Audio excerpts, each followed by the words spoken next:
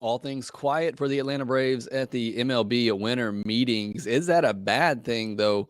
We'll take a look at what went down at the winter meetings. A lot of options off the board, but still a lot of good ones out there for what the Braves need, including Dansby Swanson. We'll talk about the latest on him and the teams who are most interested and wrap up everything from the events at the winter meetings. All of that on today's episode of Locked On Braves. So let's get into it.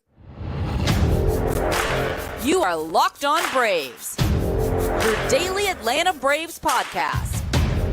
Part of the Locked On Podcast Network, your team every day.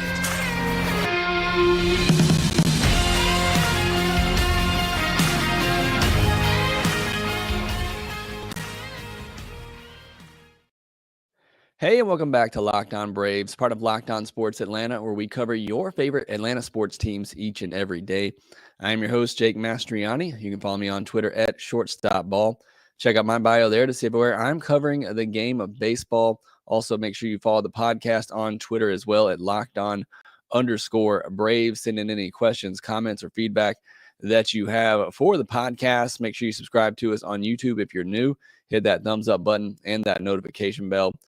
And thanks for making Locked On Braves your first listen of each and every day. Continue to post episodes daily throughout the offseason. Whether the Braves make a signing or not, we will be here with you pretty much every day through the offseason. Now, there's a lot that went down at the winter meetings. We're going to talk about some major signings, some big signings within the NL East. Nothing from the Braves, but I'm going to tell you why it's not that big of a deal and why it may be the best strategy for Alex Anthopoulos right now. We'll discuss that, and then we'll also get into some of your comments and some other just smaller news items from the winter meetings. Also, the Braves made a pick in the minor league portion of the Rule 5 draft. We'll talk about that pick as well. But let's start with the biggest news from the winter meetings. A lot of signings that happened, and I'm going to scroll those across the bottom of the page here, and I'm going to go over some of those as well. But the biggest news of all, and this happened early Wednesday morning, is that Aaron Judge is going back to the Yankees on a $960 million. The guy bet on himself, and boy, did it pay off. That is some big money for somebody who is 31 years old. That is a big commitment for somebody who's obviously a very good player. I honestly thought he was going to go somewhere else. I thought he was headed to the Giants, but ultimately he ends back up with the Yankees. Everybody hates the Yankees, as they should, but I do love to see when a player, finishes out his career with the team that brought him up. And it looks like that could be the case for Aaron Judge. So good for them. Yankees hadn't won with Aaron Judge, so we'll see what they do and what they look like and what other moves they have up their sleeves. This one, somewhat significant to the Braves just because the Braves were linked to him, but the San Francisco Giants signed Mitch Haniger to a 3-year deal worth $43.5 million. So a good deal for Mitch Haniger. That's more than I thought he would get. That's more than I would have wanted the Braves to give him. I thought maybe he would get a 1-year deal for $8 or $12 million, somewhere in that range, maybe 1 year and an option year. But Giants, possibly because they were in on Judge and knew they were going to miss out on him, that they got Mitch Haniger and gave him a pretty solid deal. That's good money for a guy who hasn't played much in the last several years, has some injury history, but that is another target off the board. Going into the NL East, Taijuan Walker signed for 5 years and $72 million. That's insane to me. $18 million a year for Taijuan Walker. The money that's being handed out at these winter meetings is somewhat crazy. The Phillies are looking for quality innings, and I think they hope that they get that from Taijuan Walker, even though they're paying, in my mind, a middle of the rotation starter $18 million a year. But Phillies going all in. They also signed lefty Matt Strahm to a 2-year, $15 million deal to help out their bullpen and be another lefty there with Jose Alvarado. So Phillies have had a big winter meetings getting Trey Turner, Taijuan Walker, Matt Strahm. I got to think they're just about done this offseason. I think anything else for them at this point is just icing on the cake. They're into the luxury tax right now, as well as the Mets are pushing $300 million in terms of payroll. Yankees went up there as well with the signing of Aaron Judge. Speaking of the Mets, though, they did find another pitcher in Jose Quintana. They signed him to a 2-year, $26 million deal. So that replaces one of their guys in the middle of the rotation, with Walker obviously gone now, going to the Phillies, and Chris Bassett still a free agent. Joel Sherman reported that they are still on Kodai Senga. So it looks like maybe they're still looking for another pitcher. Again, they're still just trying to replace what they lost from last season. And part of that is Jose Quintana. Mets also traded for lefty reliever Brooks Raley. He's been really tough on left-handed pitchers, one of the best over the last 3 years. So a pretty good trade for them as well to help out their bullpen. This one came in late on Wednesday. Masatake Yoshida, outfielder from Japan, signed a 5-year, $105.4 million deal with the Red Sox. That's including the posting fee. I was planning on doing, a part of a segment at least talking about Yoshida and why, he could make some sense for the Braves. High contact bat, really good hitter from everything we see over there. Wasn't really sure what his market would be. Never really know with players transitioning from Japan to the States, but Red Sox take care of him, take another outfield target off the board, and seeing what he got, I don't think the Braves would have gone to that length anyway and that type of commitment. Old friend Kenley Jansen gets 2 years and $32 million from the Red Sox, who also had a big Wednesday. Good deal for Kenley Jansen. Again, once the Braves traded for Iglesias, it just kind of seemed like the writing was on the wall that Jansen wasn't coming back. They weren't going to have another $16 million reliever out there. So good for Kenley. He gets another 2-year deal worth $16 million a year, which is what the Braves paid him for 1 year. So pretty good deal for Kenley Jansen in his 35th, as he's now 35 years old. Another big signing, Cardinals signed the best catcher on the free agent market in Wilson Contreras to a 5-year, $97.5 million deal. So a really solid signing there for the St. Louis Cardinals as they get their new catcher with Yadier Molina finally hanging it up. This is going back to yesterday. Josh Bell signed a 2-year deal for $33 million with the Guardians. Solid deal for the Guardians. If Josh Bell could actually play outfield, I would have really liked that deal, but I don't think he can at this point in his career. But still, I like Josh Bell. I think that's a solid signing for the Guardians. Andrew Heaney signed a 2-year, $25 million deal with the Rangers. Join Jacob deGrom in that rotation as the Rangers continue to try to go for it. Cubs signed Jamison Taillon to a 4-year, $68 million deal. Cubs looking to turn things around there in Chicago. And then Cody Bellinger, also with the Cubs, got 1 year, $17.5 million. That to me seems a little crazy. It's just 1 year, so you can go with that higher AAV.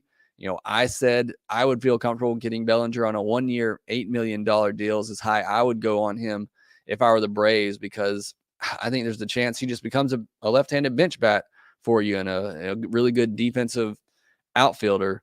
But the Cubs signed him 1 year, $17.5 million, hoping for a rebound there with Cody Bellinger. So a lot of moves made at the winter meetings. We may still see some more trickle in. I'm kind of trying to keep up with Twitter. If you see something, let me know in the comments. But a lot of big moves happening at the winter meetings, which is what you want. You want to see things starting to get pushed along, see some activity, which will make everybody else kind of get going as well. But the Braves did not. We didn't see anything from the Braves, not even a really small move. But I think that's okay. I think I said it coming into this offseason, this Braves roster right now, if you go into spring training, is ready to contend. It's a contending team. Any moves made this offseason are just to supplement what's already a really good roster. And I think this could be the smart approach for Alex Anthopoulos, especially seeing the money that was thrown around at some of these players at the winter meetings. I think playing things slow, waiting things out could be the best strategy for Alex Anthopoulos, and I'll elaborate on that a little bit here next. The numbers don't lie. The last decade, over 4 million have chosen SimpliSafe home security to protect their home. You don't earn the trust of that many people without doing something right. At SimpliSafe, your safety is the only thing that matters. Super customizable. It's not a situation where you have to purchase things you don't want. in order to get the things that you do want. The system integrates well into your home, and it's easy to self-install. No need to have a technician come out and schedule an appointment to mess up your day and then have them install a bulky unit in a place where you don't want it that messes up your home. It's very useful for security and peace of mind, but also for helping you make sure everything is secure each day. It can move with you even after you install it. Just remove the elements and take them with you to your new place. Customize the perfect system for your home in just a few minutes at simplisafe.com/lockedonmlb. Save 20% on your SimpliSafe security system when you sign up for an interactive monitoring plan and get your first month free. Visit simplisafe.com/lockedonmlb to learn more. There's no safe like SimpliSafe. So I understand if some of you may not agree with what I'm about to say, because it is disappointing to go to a winter meetings and go through a winter meetings and not see your team do anything really of significance. But I'm honestly okay with what rather did not take place at the winter meetings. I feel like Alex Anthopoulos probably did a lot of just talking, feeling, and I said this coming into the winter meetings. I feel like for Alex, this is more of just getting feelers out there. Is there a potential suitor for Marcell Ozuna? What is the situation there? Dansby Swanson's getting married next week, so you're not expecting much movement with him at all. We only saw one of the big shortstops get signed here, so that market, still pretty open at the moment anyway. There were some rumors with Xander Bogaerts on Wednesday. So I'm not worried. The fact that there's a bunch of these signings going on, a lot of big signings, a lot of signings within the NL East, but those contracts just seem insane to me. There's a lot of money being given out. Philly's spending some stupid money. Now I think they're going to be a really good team. Obviously, they just went to the World Series, but those contracts are pretty absurd in a lot of ways, and contracts you may not want to find yourself in a couple of years from now. So I'm not really all that worried or upset even that Alex Anthopoulos and the Braves didn't make any significant signings at the winter meetings. Would I have liked them to? Yeah, it'd have been a lot of fun. It probably would have made me get out of the sick bed last night and record something. But I still think there's plenty of options to be had. And I'm going to talk about that in tomorrow's podcast. I'm going to talk about what's left out there to fill the Braves' need after the winter meetings, or their needs after the winter meetings. And then on Friday, we'll do a mailbag podcast. But there's still plenty of time. There's still plenty of options available. And there are always great deals to be had in January. I mean, every year we see it. We get to January and there's still this player that nobody can figure out why they're not signed. And they end up having to take a short-term, prove-it type of deal, which is what Alex Anthopoulos loves to do. So I think there's going to be a lot of guys who get passed over for whatever reason. And I think we see Alex Anthopoulos take a chance on one of those guys. I think Michael Conforto might be one of those guys who's looking for a prove-it deal after not playing it all last year. And perhaps you can get him on a one-year deal, or 1 year with an option, maybe an incentive-laden kind of deal. I think there's certainly going to be opportunities like that out there to improve this ball club. I also think if the free agent route isn't the way to go, and perhaps they are trying to stay under that luxury tax, I think winter meetings was probably the perfect place for Alex Anthopoulos to see who is available.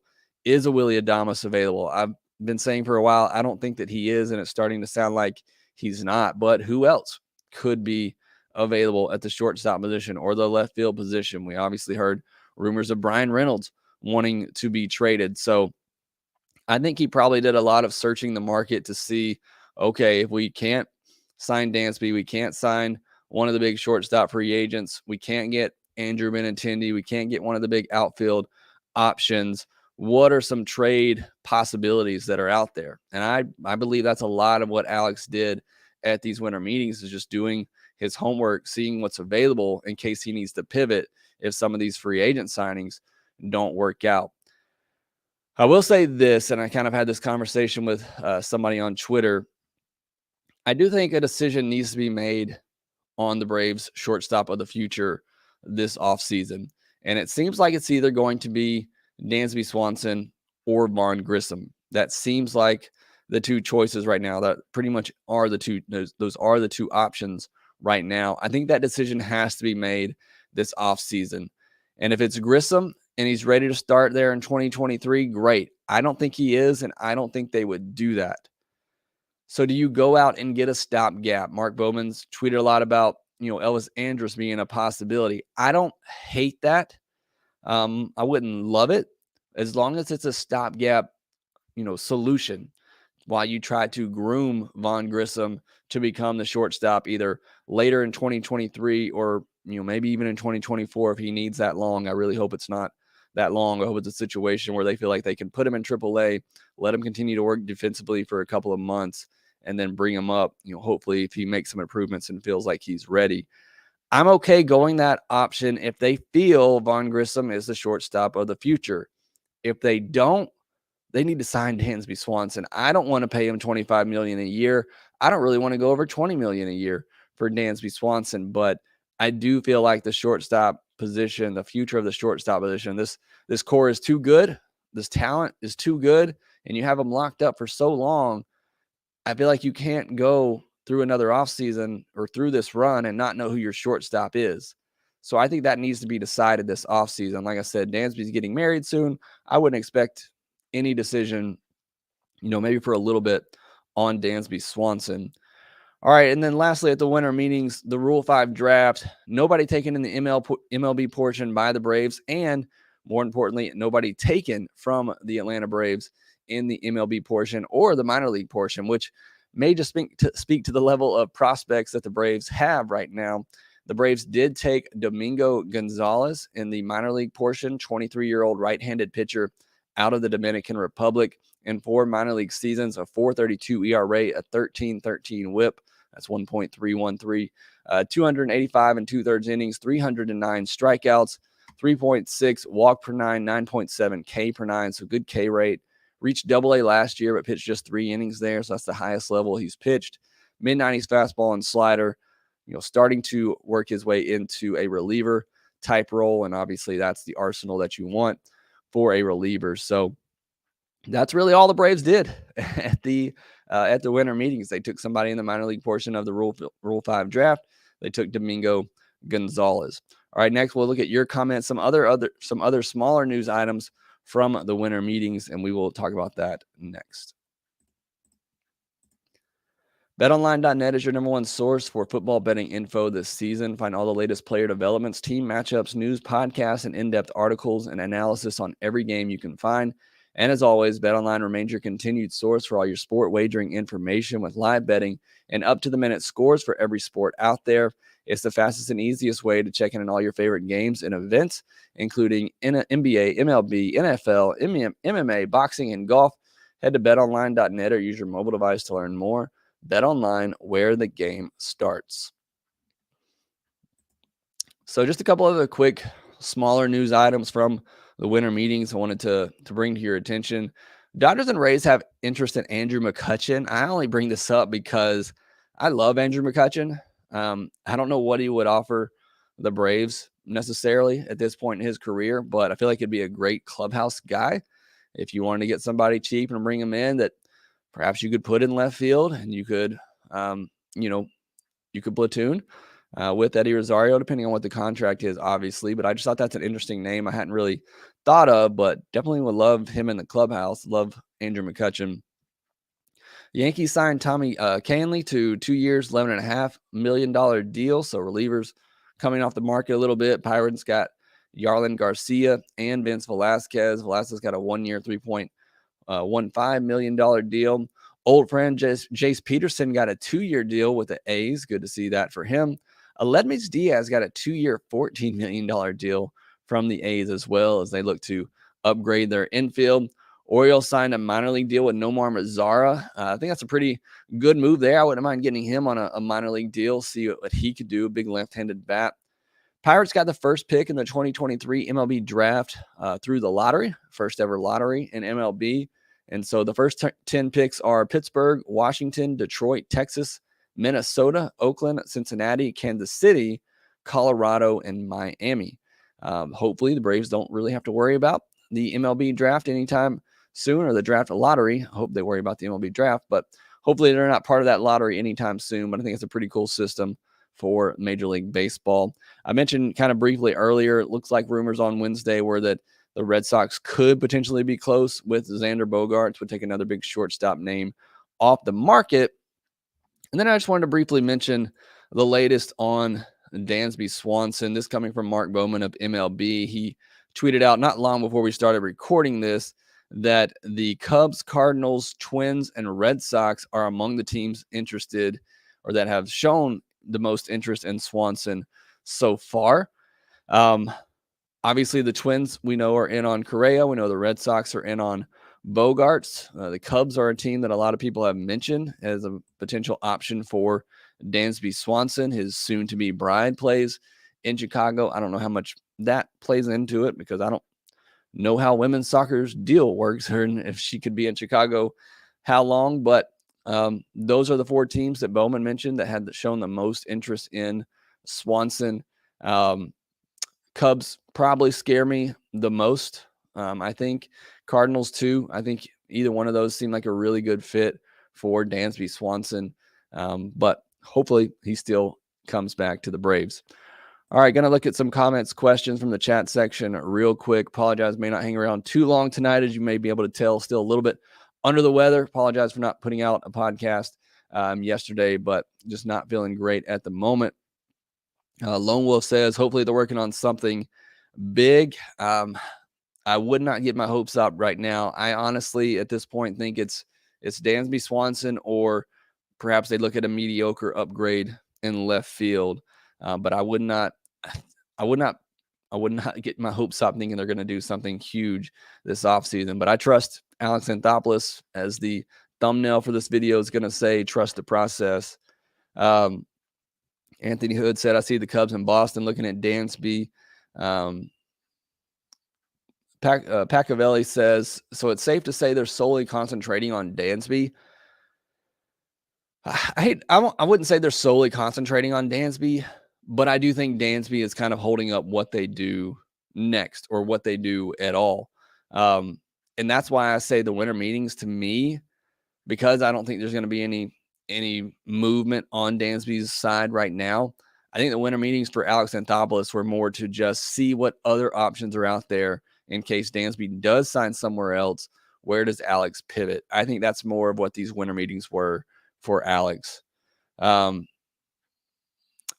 See, what is AA doing? We need some moves. I would not make the moves just for sake of making moves. And I keep saying this point all week. The Mets and Phillies are trying to catch up with the Braves. I can put these teams on paper side by side, even after all the moves they made, and I can make a case for the Braves still being the best team on paper. Anthony Hood says, hopefully the Braves will go ahead and re-sign Duvall. I think that's certainly something that they could do. I wouldn't hate. Let's see. Joe Me says, Braves are waiting on Dansby, but also I think AA is letting these teams spin big, and he is going to scoop someone up for cheap later in free agency. That's kind of what I started off with, or talking about, with slow playing it. I think there'll be some good deals to be made later in the offseason. It is tough to sit back as a fan, and I had somebody reach out to me on Twitter. Let me see if I can get this name really quick. Matthew Ruiz, Maverick, in the comments here, I believe, reached out and asked, would it be disappointing if the Braves did nothing this offseason? Yeah, it would be disappointing from a fan's perspective. I want to see my team go out and be active. But as I said when this offseason began, this roster right now could go into 2023 and be a contending team. I fully believe that, but I also don't think they're not going to do nothing. And they've done things already to try to improve the depth of the bullpen, at least. Leslie Anderson says, I believe if the Braves don't re-sign Dansby Swanson, they'll sign a big-name player. Maybe Brandon Nimmo. That's really the only option out there offensively, him and maybe Andrew Benintendi, that I could see the Braves going after. That would be a big signing in free agency, unless they went out and got one of the other shortstops like Xander or Correa. But I don't know. For me, I just feel like it's Dansby Swanson or look to the trade market. PJ says Phillies are making moves. That's a lot for Turner. Yeah, it certainly is. JL says, honestly, I'd rather have a good left fielder that hits for average than have Dansby. I would disagree with that just because of the defensive aspect of it. I think it's very important to have a great defensive player at shortstop. Lone Wolf says Mets are linked to the Japanese pitcher. I believe that's Kodai Senga. If they get him, I'll officially be worried. So then it would be what? It'd be Scherzer, Verlander, Kodai Senga, Jose Quintana. I mean, it's good. I think Fried, Strider, Wright, Morton could match it if they pitch their best and pitch like they're capable of. I think they could certainly match it. Anthony Hood said Braves could get Elvis Andrus. I feel like that's a potential backup option. I'm not saying it's their first option. They want Dansby Swanson, but I wouldn't hate it. I would still, if they do that, would love to see them go and get something significant for left field. Josh Ghetto says, if the Braves miss out on Dansby Swanson or Correa signs long-term with Minnesota, can you see us trading for Royce Lewis? Be honest, I haven't paid much attention to Royce Lewis lately. I'm not sure where he is in terms of being ready for the big league level. Obviously, know he's the big time prospect when he was drafted in the first round in 2017.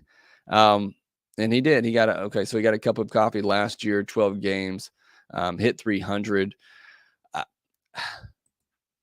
mean, I don't know, because what's that going to cost you to give up, a top prospect, one of a Twins first round pick? You think they're just going to give up on that? And what would the Braves be able to offer them?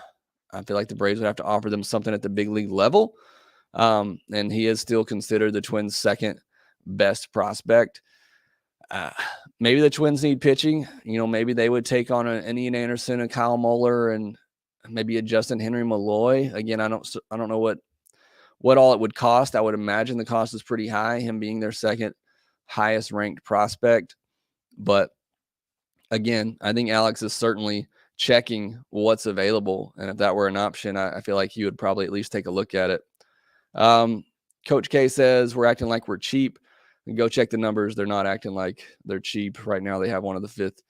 They're a top 5 payroll right now, as they said they would be. I mean, I don't know that they'll be that in the end if they don't spend anything else, but they're not being cheap, that's for sure. Says with Mike Soroka returning next year, the rotation is set. They need to address shortstop, left field, and get rid of Ozuna. That coming from Joe Reese. I do feel like the rotation is set. I've said that from the very beginning. I would not be shocked at all if they don't sign anybody for the rotation this offseason. Focus on upgrading, or focus on finding out who is your shortstop of the future. That, to me, is the biggest key for the Braves this offseason, as well as trying to get rid of Ozuna. Let's see.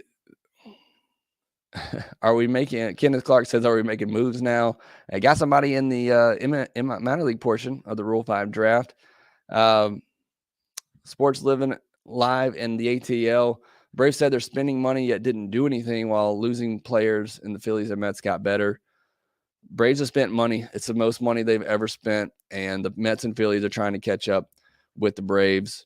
I get it. I understand. I want my team to go out and make a big splash, make a big move. I think they're still just waiting on Dansby. Whatever Dansby's decision is going to be, I think that'll really get the ball rolling for Alex Anthopoulos. And I don't really think anything has been done so far, or anyone's been signed or traded so far that really messes up anything else that the Braves would have done. Michael Long says Jake McCarthy, a good possible fit for left field. Arizona could part with an outfielder. We talked about this a little while ago when we looked at the left field options for the Braves. I do think the Diamondbacks have some potential options, but again, those are trades, and the Braves are going to have to give up something from already a thin farm system in order to do that. Joseph Olson says, really doesn't feel like the Braves are in contention for Dansby anymore. He's going to get way more elsewhere. I'm starting to get that feeling as well, and I hope if Alex Anthopoulos is getting that feeling, that he really is starting to pursue other options, most likely via the trade market, because I don't think they're going to spend what it takes to get Xander, and they're definitely not going to spend what it takes to get Correa, I don't think. So Alex Anthopoulos knows better than we do, and if he got that feeling, I really hope that he's looking for alternative options. But it is starting to look like maybe the Braves are stuck on $20 million a year, and I think Dansby could get 23, close to $25 million a year, especially with the deals that were being handed out at the winter meetings. Mark Coxwell says, I like Dansby that some team is going to overpay for what he brings to the table. I'm, again, kind of feeling that same way. I love Dansby Swanson, but I would not feel comfortable giving him over $20 million. But again, with the money that's being thrown around, maybe that is the market value these days. And but I just looking based on his entire career, giving him over $20 million a year seems like a stretch. Jason says, let's go get Will Myers. When he was an all-star, he reminded me of Dale Murphy. I like Will Myers, but I think he's a platoon option at this point. I don't know that he's an everyday player, but I would like Will Myers as an option.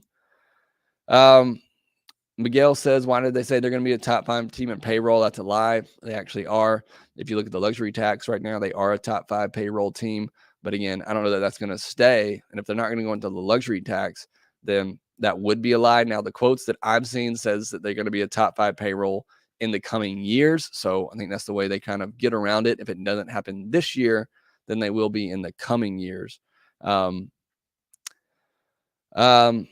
right. I think that's all the questions, comments. Again, apologize for being a little under the weather here tonight. Appreciate you sticking around with me. Appreciate all the comments and questions as always. But that will do it for this episode of Locked On Braves. Make sure you follow us on Twitter at LockedOn_Braves. Follow me at Shortstop Ball. And thanks for making Locked On Braves your first listen. Go make your second listen Locked On Sports Today podcast, where they talk about the biggest stories of each and every day. Again, thanks for listening. Make sure you subscribe to the Locked On Braves podcast wherever you get your podcast, and we will talk to you next time.